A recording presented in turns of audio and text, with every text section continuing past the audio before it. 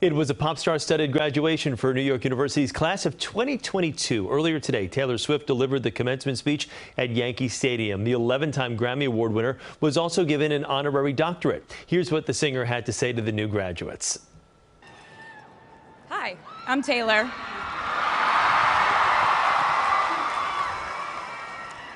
Last time I was in a stadium this size, I was dancing in heels and wearing a glittery leotard.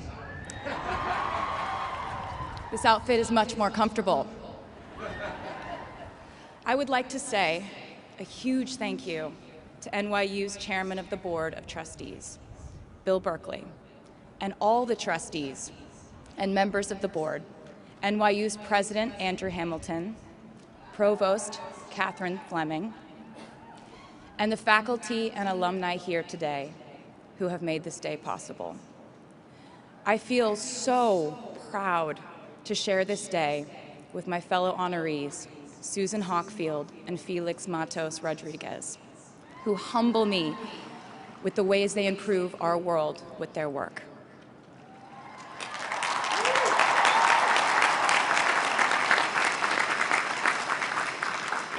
As for me, I'm 90% sure the main reason I'm here is because I have a song called 22.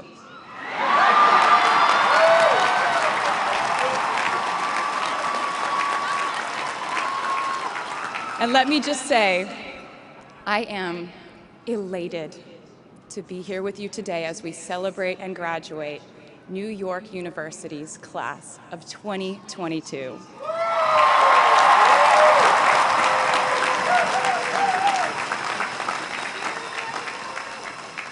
Not a single one of us here today has done it alone. We are each a patchwork quilt of those who have loved us, those who have believed in our futures, those who showed us empathy and kindness, or told us the truth, even when it wasn't easy to hear. Those who told us we could do it when there was absolutely no proof of that. Someone read stories to you and taught you to dream and offered up some moral code of right and wrong for you to try and live by. Someone tried their best to explain every concept in this insanely complex world to the child that was you as you asked a bazillion questions like, how does the moon work? And why can we eat salad but not grass? And maybe they didn't do it perfectly. No one ever can. Maybe they aren't with us anymore. In that case, I hope you'll remember them today. If they are in this stadium, I hope you'll find your own way to express your gratitude for all the steps and missteps that have led us to this common destination.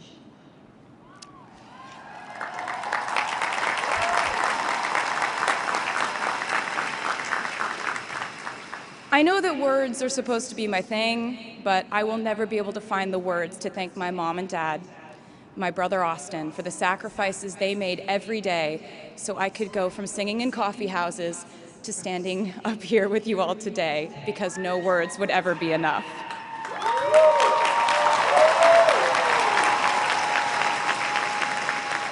To all the incredible parents, family members, mentors, teachers, allies, friends, and loved ones here today who have supported these students in their pursuit of educational enrichment, let me say to you now, welcome to New York. It's been waiting for you.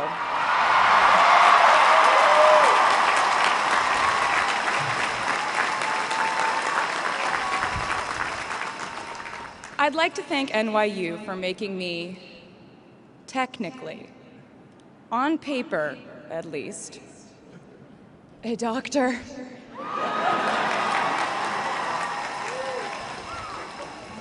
Not the type of doctor you would want around in case of an emergency. Unless your specific emergency was that you desperately needed to hear a song with a catchy hook and an intensely cathartic bridge section.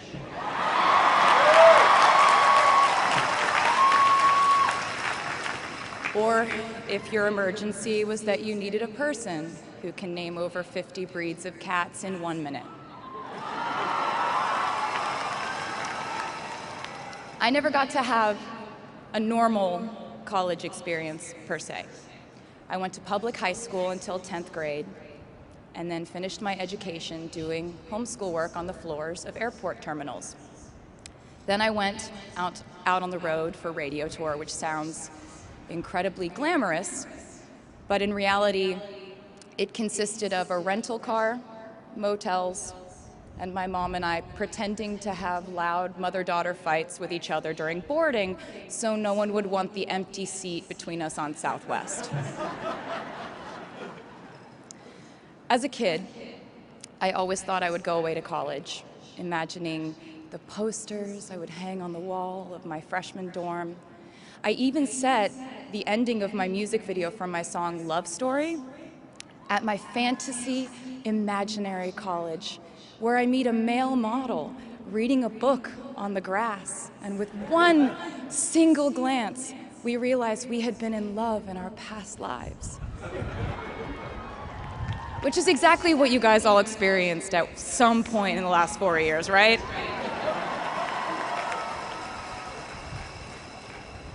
But I really can't complain about not having a normal college experience to you, because you went to NYU during a global pandemic, being essentially locked into your dorms and having to do classes over Zoom. Everyone in college during normal times stresses about test scores. But on top of that, you also had to pass like 1,000 COVID tests. I imagine the idea of a normal college experience was all you wanted too. But in this case, you and I both learned that you don't always get all the things in the bag that you selected from the menu in the delivery service that is life. You get what you get. And as I would like to say to you wholeheartedly, you should be very proud of what you've done with it. Today, you leave New York University and then go out into the world searching what's next. And so will I.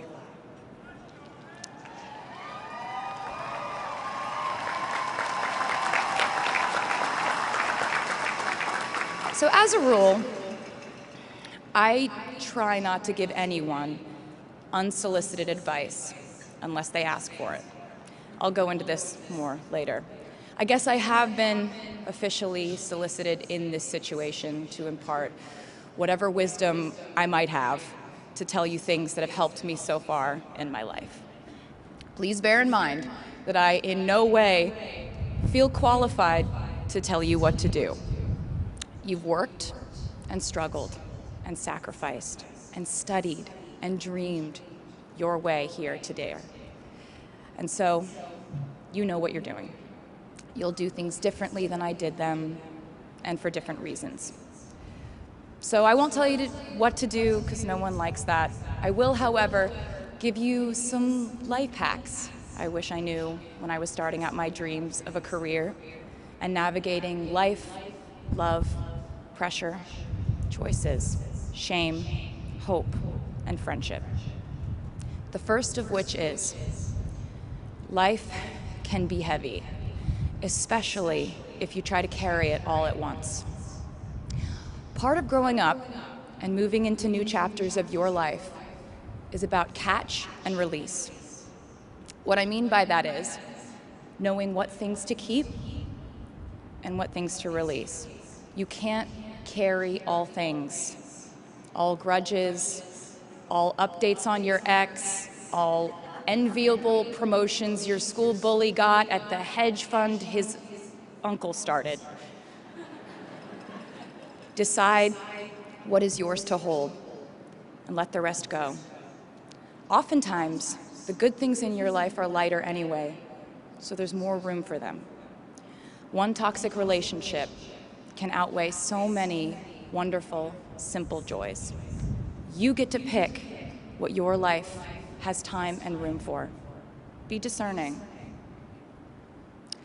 Secondly, learn to live alongside cringe.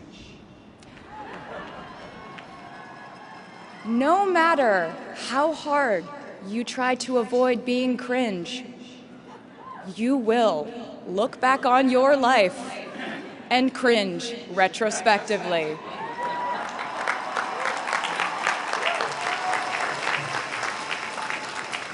Cringe is unavoidable over a lifetime. Even the term cringe might someday be deemed cringe. I promise you, you're probably doing or wearing something right now that you will look back on later and find revolting and hilarious. You can't avoid it, so don't try to. For example, I had a phase where, for the entirety of 2012, I dressed like a 1950s housewife. But you know what? I was having fun. Trends and phases are fun. Looking back and laughing is fun. And while we're talking about things that make us squirm but really shouldn't, I'd like to say I'm a big advocate for not hiding your enthusiasm for things.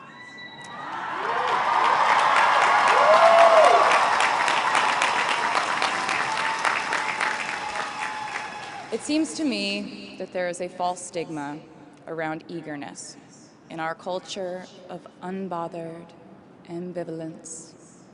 This outlook perpetuates the idea that it's not cool to want it, that people who don't try are fundamentally more chic than people who do.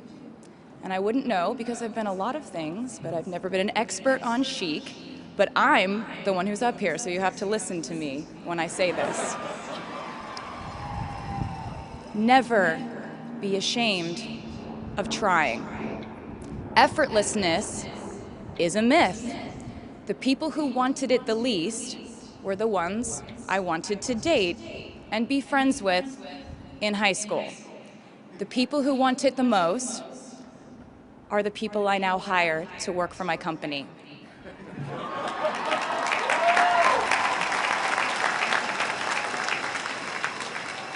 I started writing songs when I was 12, and since then, it's been the compass guiding my life, and in turn, my life guided my writing. Everything I do is just an extension of my writing, whether it's directing videos or a short film, creating the visuals for a tour, or standing on a stage performing. Everything is connected by my love of the craft, the thrill of working through ideas and narrowing them down and polishing it all up in the end, editing, waking up in the middle of the night, throwing out the old idea because you just thought of a newer, better one, or a plot device that ties the whole thing together. There's a reason they call it a hook. Sometimes a string of words just ensnares me, and I can't focus on anything until it's been recorded or written down. As a songwriter, I've never been able to sit still or stay in one creative place for too long. I've made and released 11 albums, and in the process, I've switched genre from country to pop to alternative to folk. And this might sound like a very songwriter-centric line of discussion, but in a way, I really do think we are all writers. And most of us write in a different voice for different situations. You write differently in your Instagram stories than you do your senior thesis. You send a different type of email to your boss than you do your best friend from home. We are all literary chameleons, and I think it's fascinating. It's just a continuation of the idea that we are so many things all the time. And I know it can be really overwhelming figuring out who to be and when, who you are now, and how to act in order to get where you want to go. I have some good news. It's totally up to you.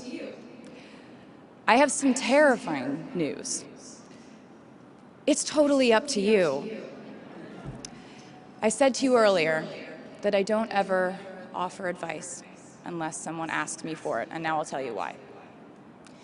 As a person who started my very public career at the age of 15, it came with a price.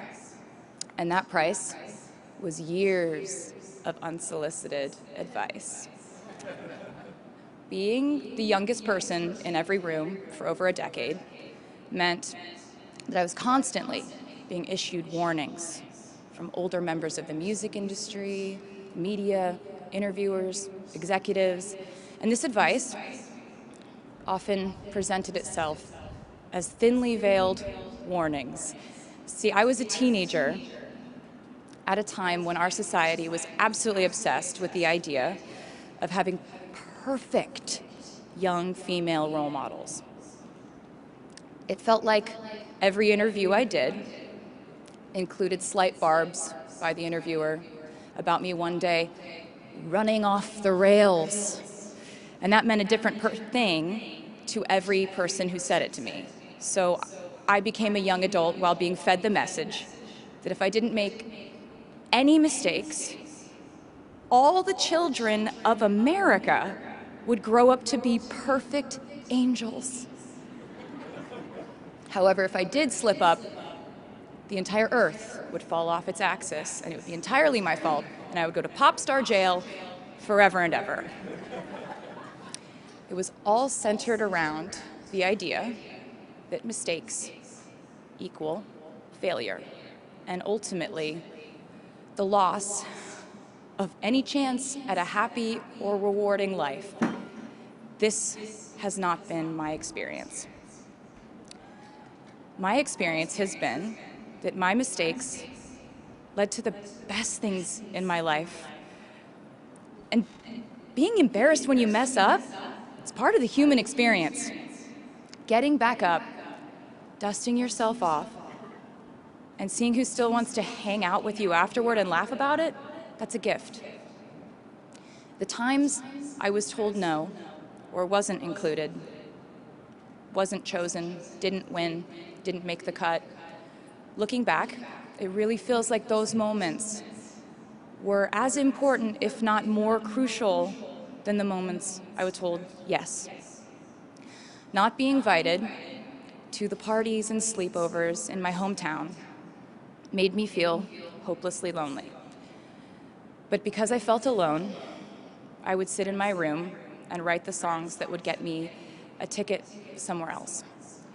Having label executives in Nashville tell me that only 35-year-old housewives listen to country music, and there was no place for a 13-year-old on their roster, made me cry in the car on the way home.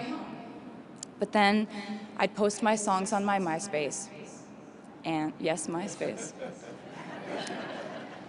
And I would message with other teenagers like me who loved country music, but just didn't have anyone singing from their perspective. Having journalists write in-depth, oftentimes critical pieces about who they perceived me to be made me feel like I was living in some weird simulation. But it also made me look inward to learn about who I actually am. Having the world treat my love life like a spectator sport in which I lose every single game was not a great way to date in my teens and 20s. But it taught me to protect my private life fiercely. Being publicly humiliated over and over again at a young age was excruciatingly painful, but it forced me to devalue the ridiculous notion of minute-by-minute, ever-fluctuating social relevance and likability.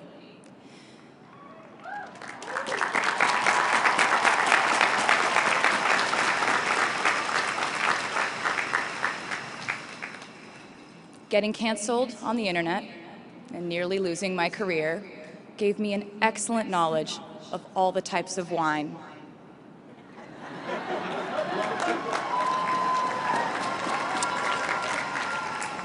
I know I sound like a consummate optimist, but I'm really not. I lose perspective all the time. Sometimes everything just feels completely pointless. I know the pressure of living your life through the lens of perfectionism. And I know that I'm talking to a group of perfectionists because you are here today graduating from NYU.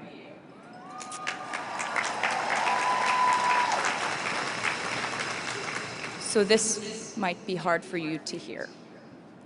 In your life, You will inevitably misspeak, trust the wrong person, underreact, overreact, hurt the people who didn't deserve it, overthink, not think at all, self-sabotage, create a reality where only your experience exists, ruin perfectly good moments for yourself and others, deny any wrongdoing, not take the steps to make it right, feel very guilty, let the guilt eat at you, hit rock bottom, finally address the pain you caused, try to do better next time, rinse, repeat.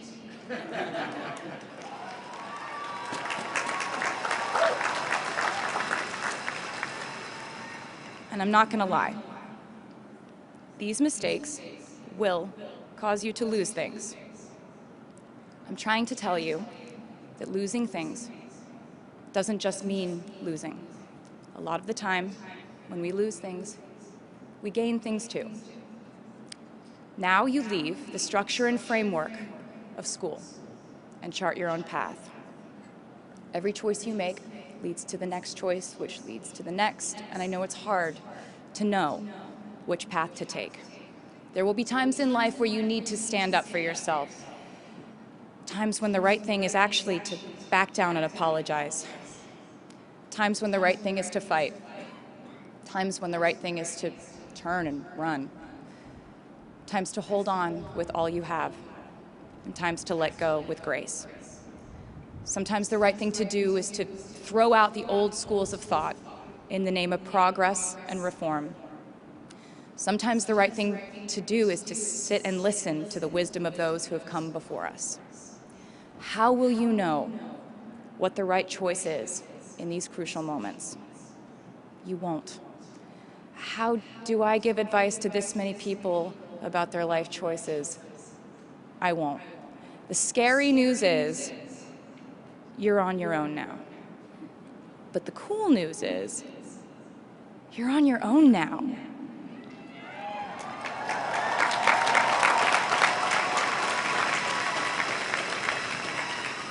I leave you with this. We are led by our gut instincts, our intuition, our desires and fears, our scars and our dreams. And you will screw it up sometimes. So will I. And when I do, you will most likely read about it on the internet. Anyway, hard things will happen to us. We will recover. We will learn from it. We will grow more resilient because of it.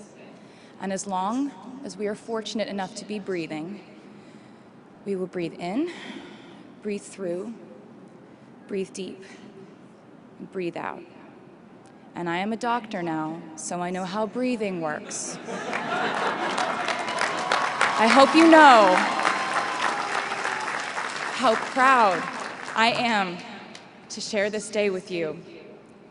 We're doing this together, so let's just keep dancing like we're the class of 22.